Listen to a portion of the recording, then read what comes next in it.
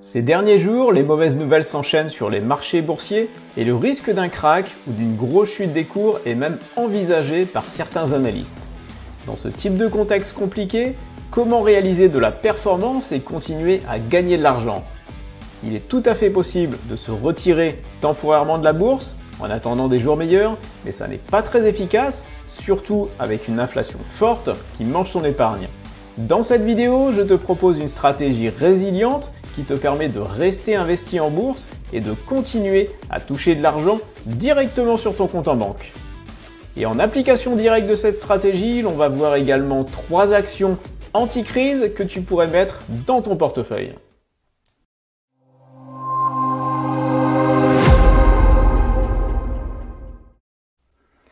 Bonjour à toutes et à tous et bienvenue sur Question Bourse, la chaîne qui t'aide à réussir tes investissements en bourse.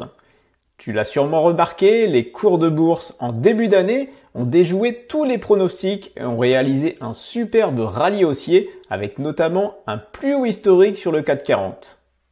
Mais les facteurs négatifs pour la bourse et les entreprises sont toujours présents, une inflation qui ne baisse toujours pas, des taux d'intérêt qui vont être plus élevés et pendant plus longtemps que prévu, des profits des entreprises qui vont diminuer et tout récemment un défaut de confiance sur le système bancaire suite à la faillite de la banque des startups de la Silicon Valley, mais peut-être encore plus grave, le risque de krach économique systémique avec les très grandes difficultés de la banque Crédit Suisse.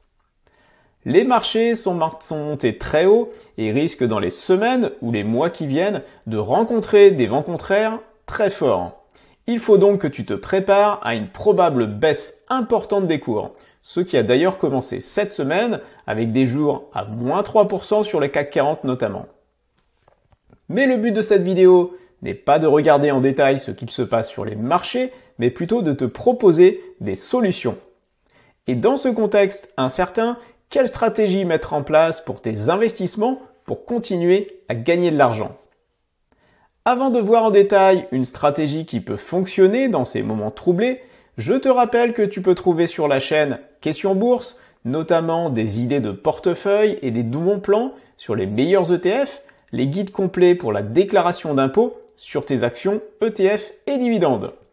Et pour ne rien rater, tu peux donc t'abonner dès maintenant et pense également à cliquer sur la cloche pour être prévenu avant tout le monde de la sortie d'une nouvelle vidéo. Ceux qui font de la bourse depuis moins de 10 ans pensent que les marchés boursiers passent leur temps à monter et qu'investir en bourse est facile. Il suffit d'acheter des titres, actions ou ETF et de les revendre plus tard parce que ça a monté.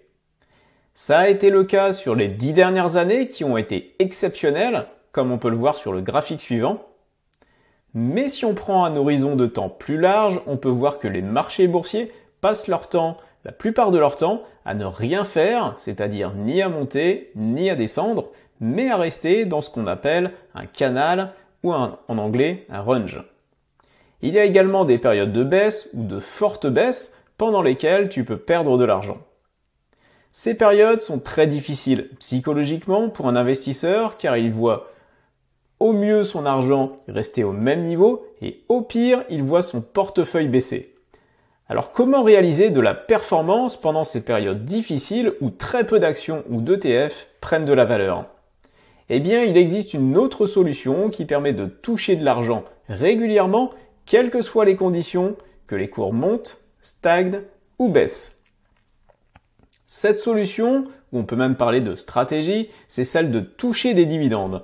En effet, en investissant dans des sociétés qui versent régulièrement des dividendes, on s'assure 1. De toucher de l'argent, 2. De réaliser de la performance et 3. D'être indépendant de ce qu'il se passe sur les marchés. N'en déplaise aux détracteurs des dividendes, parce qu'il y en a beaucoup, toucher un dividende est la solution la plus sûre de réaliser une performance en marché baissier. Et double effet, avec l'argent touché par les dividendes, il sera possible de réinvestir cet argent sur des actions ou des ETF qui auraient bien baissé. Alors que ceux qui restent à côté des dividendes n'auront plus d'argent à réinvestir, à moins de taper dans leurs réserves. Donc, je récapitule, en investissant sur des actions qui versent des dividendes, tu seras sûr de toucher de l'argent directement sur ton compte en banque Et avec cet argent, tu pourras, si tu le souhaites, acheter des titres qui auront bien baissé sans prélever en plus sur ton épargne. C'est la stratégie idéale en cas de baisse ou de stagnation des marchés. Tu pourrais t'arrêter là et te dire que c'est déjà super, ce qui est vrai, mais je vais te montrer que l'on peut encore faire mieux. Bien entendu, comme toujours sur la chaîne, tout ce que je raconte est à vocation pédagogique et ne constitue pas un conseil en investissement. Quand on rentre en période de crise, ou au moins en période de turbulence, il y a des secteurs économiques qui vont souffrir, d'autres qui vont complètement s'écrouler, mais certains secteurs vont s'en sortir mieux que d'autres. Suivant les situations, ils pourront être résilients ou moins baissés que les autres. Quand tu vois toutes les actions baisser, en voir certaines résister est déjà une réussite très appréciable et peut même te permettre de faire mieux que le reste du marché. Alors en plus, si sur ces actions résilientes, tu touches des dividendes, tu vas combiner le double intérêt d'avoir des actions qui ne baissent pas, ou peu, et de toucher de l'argent directement sur ton compte en banque. Ce qui sera une double victoire dans des cas de crise ou de baisse et te permettra de battre le marché. Alors justement, dans quel secteur faut-il investir pour surnager dans ces moments de turbulence ? Eh bien justement, il y a 3 secteurs qui s'en sortent généralement très bien en période de baisse et qui versent de juteux dividendes. On va voir ensemble chacun de ces 3 secteurs et pour chacun, reste bien jusqu'à la fin de la vidéo car je vais te donner pour chaque secteur un exemple d'entreprise résiliente et qui verse un joli dividende. Tu as d'abord le secteur de la consommation de base, tels que les entreprises vendant des produits alimentaires, des produits de base, de l'alimentation et des boissons. En effet, quelle que soit la conjoncture économique, les gens sont toujours obligés de manger et de boire et ce secteur est en général épargné par les crises. Je te propose un exemple de société dans ce secteur qui en plus verse un dividende important de façon régulière. Il s'agit de la société Danone. Danone figure parmi les premiers groupes agroalimentaires mondiaux en concurrence avec Nestlé et Unilever. Le palmarès de Danone est vraiment très impressionnant. La société est numéro 1 mondial sur les produits laitiers et produits d'origine végétale, numéro 1 mondial sur la nutrition infantile, numéro 2 européen sur la nutrition médicale et numéro 3 mondial sur les eaux conditionnées. Le chiffre de Danone est réparti dans le monde entier. On a la France pour 8% du chiffre d'affaires, les États-Unis 20%, la Chine 10% et ensuite pas mal d'autres pays différents. La société est cotée sur la place de Paris sous le ticker BN. Danone verse un joli dividende de 2 € par action, ce qui correspond à un rendement de 3,67% au moment où je fais cette vidéo. Le dividende est attendu en hausse sur les années suivantes pour un rendement à quasiment 4% dans 2 ans au cours actuel. Danone a l'habitude de verser des dividendes et la plupart du temps, ils sont en augmentation, comme tu peux le voir sur le graphique suivant. Quand on regarde le cours de bourse, on peut voir que l'action a eu une très belle croissance depuis plusieurs années, mais depuis fin 2019, le cours n'est plus vraiment à la fête. En cause, la comparaison avec Unilever, mais surtout Nestlé, qui ont réussi à mieux rentabiliser leur marque.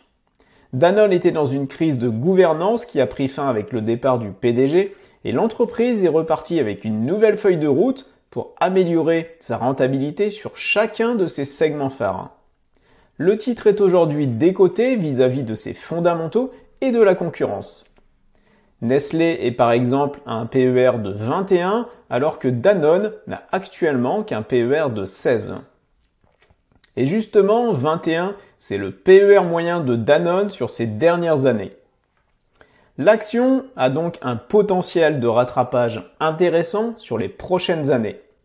Mais il ne faut pas s'attendre non plus à une énorme montée rapide car le secteur de la consommation de base est un secteur traditionnellement résilient mais à croissance faible. Danone est une société de grande qualité avec un portefeuille de marques et de produits de premier plan qui est résilient dans les crises, qui verse un joli dividende et qui est actuellement décotée. L'entreprise coche donc toutes les cases pour passer 2023 et les années suivantes tranquilles. Un autre secteur qui est faiblement impacté par les crises, c'est le secteur des télécoms. Alors comme pour le secteur de la consommation de base, le secteur des télécoms est un secteur à croissance faible avec des entreprises qui sont généralement résilientes et qui versent un bon dividende. Dans ce secteur, je t'ai sélectionné l'entreprise Orange.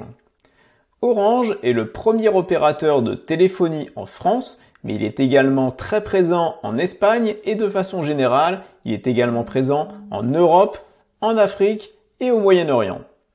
Orange fait également 17% de son chiffre d'affaires avec les entreprises pour lesquelles elle propose des services de télécommunication. Comme beaucoup d'entreprises de télécom, Orange est assez endetté car il faut déployer beaucoup de matériel et d'antennes pour couvrir une large zone de communication. L'endettement est toujours à surveiller sur les sociétés de télécom, surtout en période de remontée des taux, mais celle d'Orange est relativement contenue et stable dans le temps avec un ratio endettement sur EBITDA de 2. Au niveau du cours de bourse, l'action est plutôt en long déclin depuis des années et depuis 2020, le cours dessine une figure de consolidation intéressante que l'on pourra surveiller sur les mois qui viennent. Le vrai intérêt de cette action est sa résilience en période de crise et surtout son très bon dividende versé à chaque année. Le prochain dividende est attendu à 70 centimes d'euros, ce qui fait un rendement de 6,47% au cours actuel. Et avec l'augmentation prévue du dividende, on sera à presque 7% de rendement dans 2 ans. Orange est donc une action traditionnellement résiliente avec une faible croissance, mais un très gros dividende. Dernier secteur résilient en période de crise, celui de la santé. La santé, c'est un peu comme la consommation de base, les gens ne peuvent pas arrêter de se soigner et ce secteur est indépendant de l'activité économique. Il est d'ailleurs recherché par les gros investisseurs en période de crise car il est justement pas corrélé à l'économie. Dans le secteur de la santé, la société Sanofi est un bon choix car l'entreprise est moins bien valorisée que certains de ses concurrents américains comme Pfizer ou Johnson & Johnson, mais surtout verse un beau dividende. Sanofi, le premier groupe pharmaceutique européen, est le 6e groupe mondial. Il produit et commercialise des médicaments à succès comme le Dupixent qui agit contre l'asthme et l'eczéma sévère. Le groupe est également leader mondial dans les vaccins humains. Il est par exemple le premier producteur mondial de vaccins contre la grippe, mais également numéro 1 mondial sur les maladies rares, numéro 2 sur le diabète et numéro 3 sur la santé grand public. À noter que L'Oréal est un des actionnaires principaux de Sanofi et possède quasiment 10% du capital de la société. Sanofi est disponible sur la Bourse de Paris sous le ticker SAN. Le cours de bourse est assez stable et en légère hausse depuis des années. Mais surtout, la société verse un joli dividende de 3,56 €, soit quasiment 4% de rendement au cours actuel.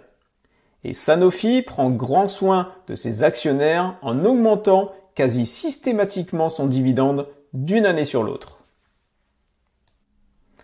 Avant que je te montre comment ont réagi Sanofi, Orange et Danone sur la grosse baisse des marchés que l'on vient de se prendre cette semaine, je te remercie si tu as apprécié la vidéo de mettre un gros pouce vers le haut.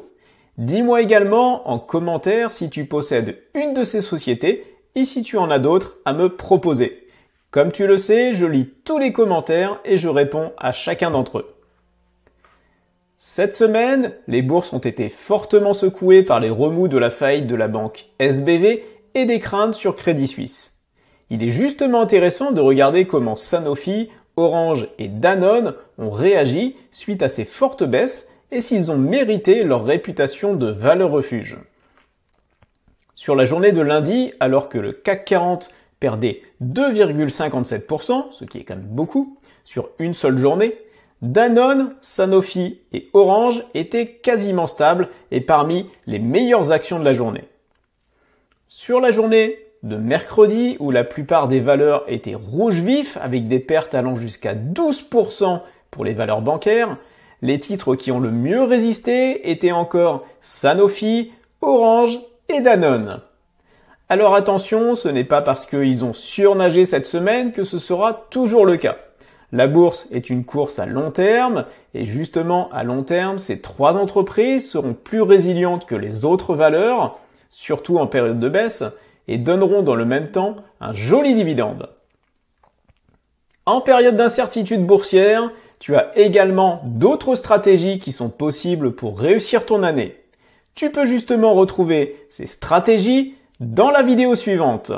Pense à t'abonner, à liker et bons investissements!